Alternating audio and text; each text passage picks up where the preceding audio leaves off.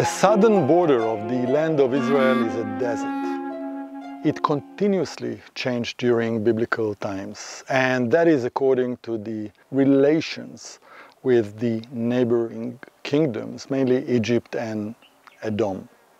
Since the permanent settlements depends for their living mainly on the water sources, the permanent settlement in the Negev were concentrated in the Beersheba Valley, which is rich in groundwater, and thus its inhabitants were fed mainly from well water and made a living from raising grain and sheep.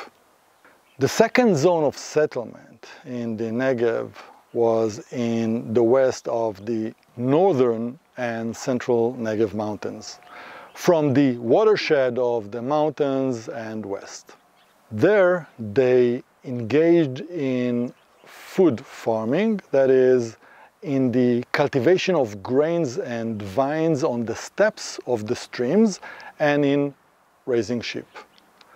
From the watershed of the mountains in the more arid region with very little precipitation stretched the biblical desert area where only very limited items could be raised. In the Arava Valley, where the main longitudinal trade route of the Negev passed, settlements were established that served the trade convoys. These settlements were founded only at sites and junctions where springs of water existed, such as Etzion Geber and Eilat on the shore of the Red Sea, Khirbat Phaino, known by the Roman as Phaino, in the east side of the Jordan River, where there were large copper mines. And near Ein Hatzeva is the biblical settlement of Tamar, here we are, which was important junction of the trade convoys in the Arava Valley. We are a kilometer north of Ein Hatzeva in the biblical settlement Tamar, or Tamara as it was called in the Roman period, 1,000 years after its establishment in the time of King Solomon. The settlement existed throughout the kingdom period and for a total of approximately 1,500 years, from the time of King Solomon until the end of the Byzantine period. Today, we will focus on Tamar during the kingdom period until the destruction of the temple, of the first temple in Jerusalem in 586 BC. An exciting period in the history of the biblical settlement of Tamar. What held the fortress or the biblical settlement of Tamar for such a long time? The sources show that roads along a given route were used by the ancient civilizations for thousands of years. In the Bible, there are descriptions of different roads. For example, King's Road, the Mountain Road, and others. The more the historical kingdoms adopted the principle of permanent settlements, and the more they maintained broad policy frameworks and commercial and culture ties between political entities, the more significant the traffic became. At the same time, planning and maintaining a road were not an easy task then, and I will add that it is not an easy task even today. A regime that was interested in establishing a new road was required to expropriate land from residents, and this did not pass easy even to strong and established regimes.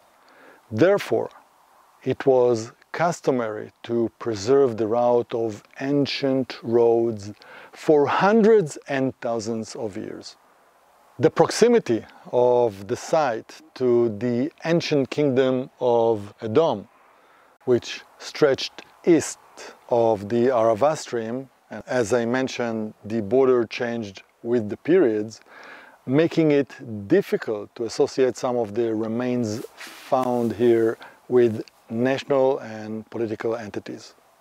There are three aspects to the importance of Tamar's location. The first, the site is located at an important crossroads.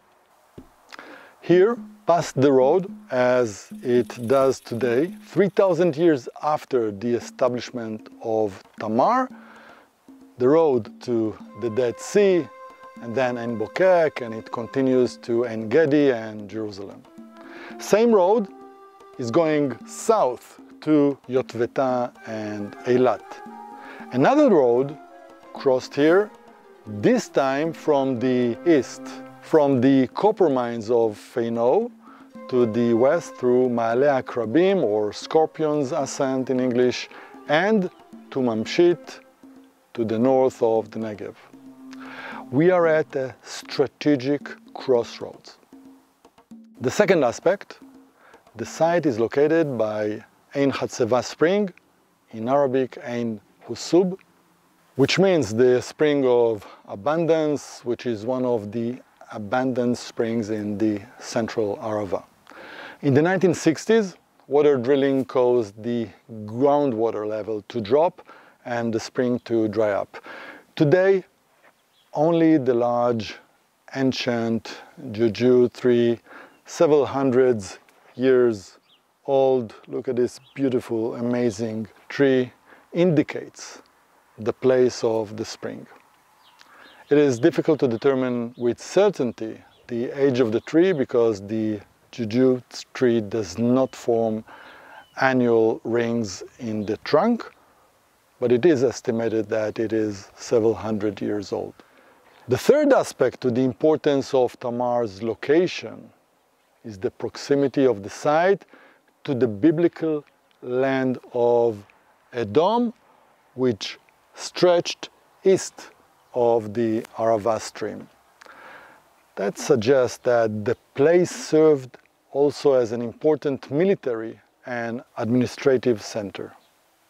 According to the findings, the site was used throughout the kingdom period until the destruction of the first temple, and then during the Nabatean period and during the Roman period.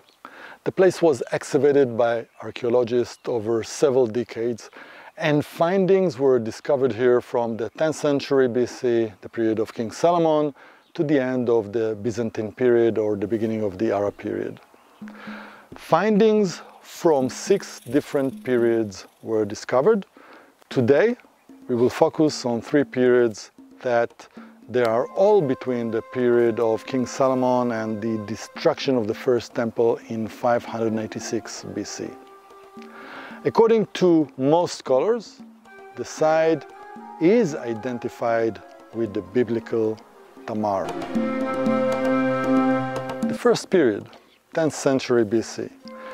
The remains of a fortress from the days of King Solomon were found at a depth of 3.5 meters.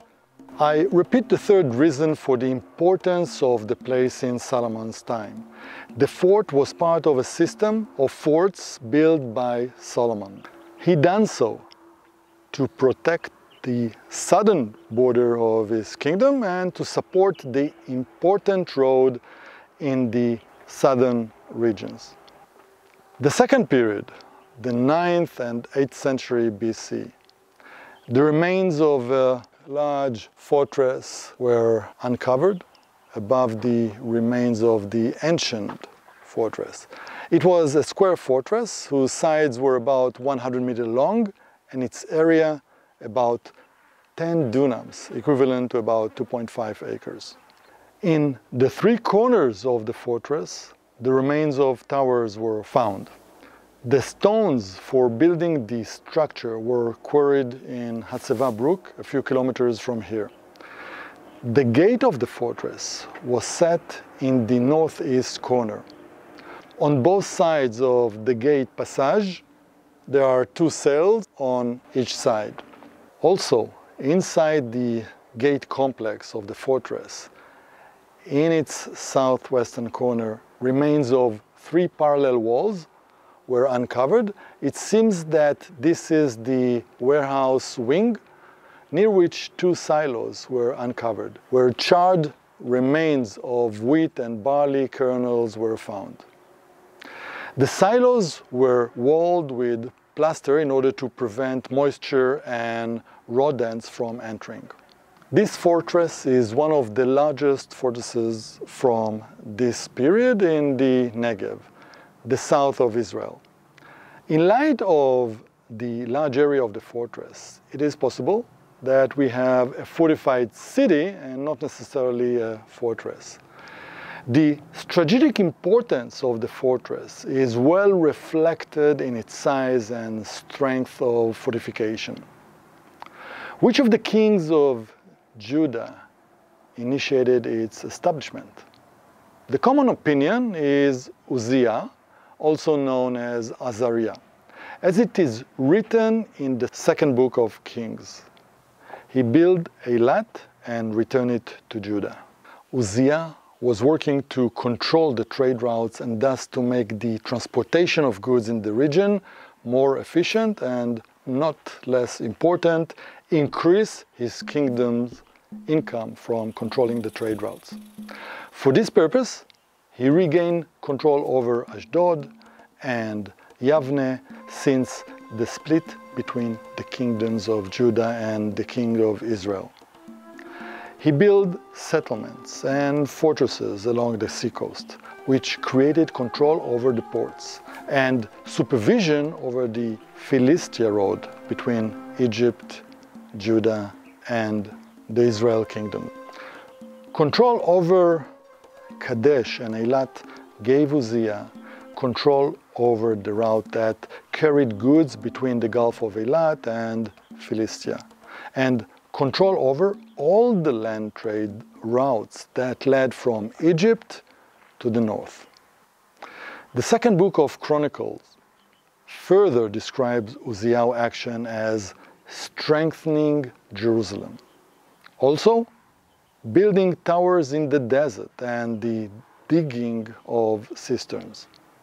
What this means is that he constructed a defense line fortification that secured the relatively desolate area between the Arava and the Judea foothills.